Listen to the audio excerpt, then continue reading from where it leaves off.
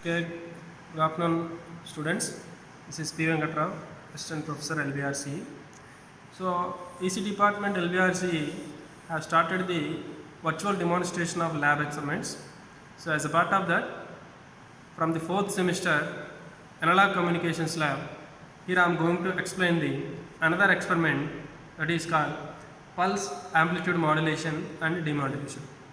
So, in this demo lecture, I am going to explain what is a pulse amplitude modulation and how it is different from amplitude modulation and why it is used and where it is used, and also I will explain what are the circuit connections and how to observe the waveforms and also the demodulation process.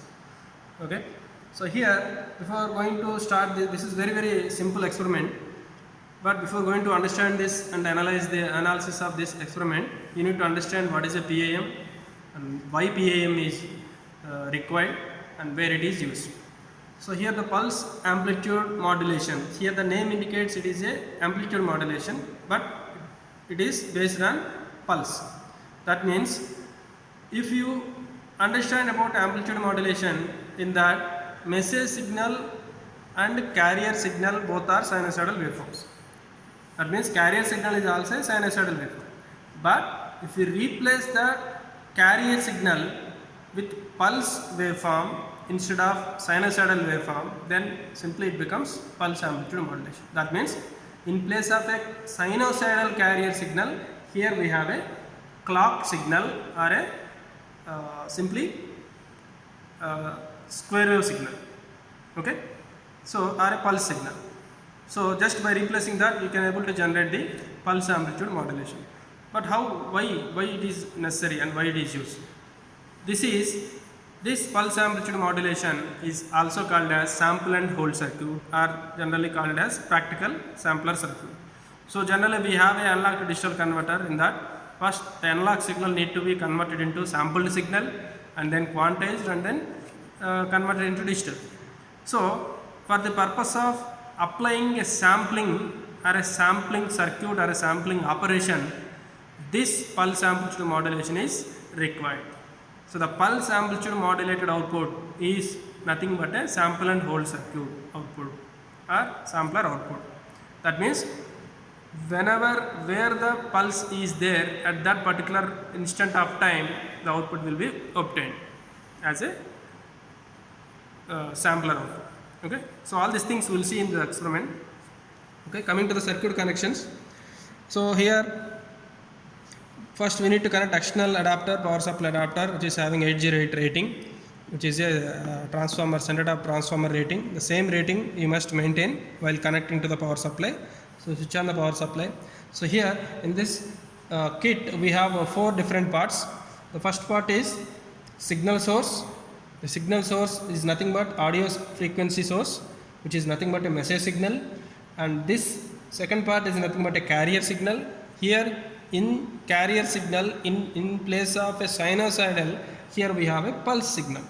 That is the main difference between AM and PM. So clearly look at this, it is a synchronous clock generator which generates the pulse signal or clock signal. Okay, it is having 8 kHz and this is 1 kHz. So always we know that carrier frequency is high when compared to message signal frequency. So simply applying message signal and carrier signal to the PAM modulator. So in this PAM modulator, it will sample and hold the signal. Finally it will produce sample and hold circuit output or PAM output here. After that we can observe demodulation also by using this demodulator part. So connect this output to the input of the demodulator and observe the final demodulated signal, which is similar to the message signal. Now coming to the connections. So first all of observe the message signal. This is what the message signal, having a sinusoidal waveform, and note down the message signal amplitude and time period and frequency. So all these 3 parameters for every waveform you must calculate. Next, this is what the carrier part. So here in place of a sinusoidal we are using a clock signal generator, that means square wave we need to generate. So if you observe the clock signal output, clearly you can have the pulse generator or a clock signal generator. So this is a square wave periodic pulse train. We can observe at the output of this clock generator.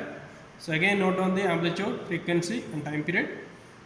Of course the frequency is fixed here, cannot change this frequency. Now connect this message signal and carrier signal or a clock signal to the another input of the modulator, and then if you observe the output of the PAM modulator, and if you adjust this hold button, then you can clearly observe the PAM output. Just hold this, hold and observe.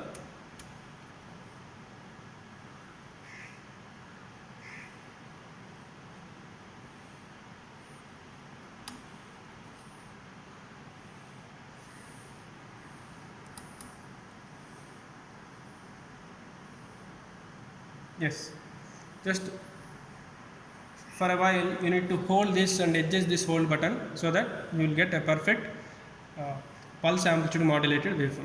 Here the pulse amplitude modulation is similar to amplitude modulation. That means the carrier amplitude is increased and decreased according to the message signal amplitude. So here the carrier is nothing but a pulse signal. So the pulse signal amplitude is increased and decreased like this. So you can clearly observe inside this there are vertical lines, that is the pulses. So the pulse signal amplitude, the pulse amplitude is increasing and decreasing, increasing and decreasing depending on the amplitude of the message signal. So this is what the pulse amplitude modulation, which is also called as sample and hold circuit. So simply you can observe the demodulation also. So connect this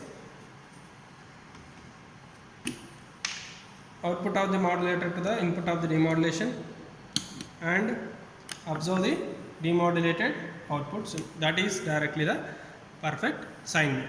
So this is the demodulated wave. So this demodulated wave must be same as the message signal in terms of frequency, may not be in terms of amplitude. So the amplitude may differ, but the frequency of the demodulated signal and the message signal must be same. You need to verify that whether it is same 1 kHz signal or not. So this is the way of generating pulse amplitude modulation and demodulation by using this kit. So what is the advantage of this analysis is we need to understand the sampler circuit and sample and hold circuit while you are using the analog digital converter circuits or any projects related to that. This is the must and should knowledge you need to gain before understanding the analog to digital converter circuits. Okay, thank you.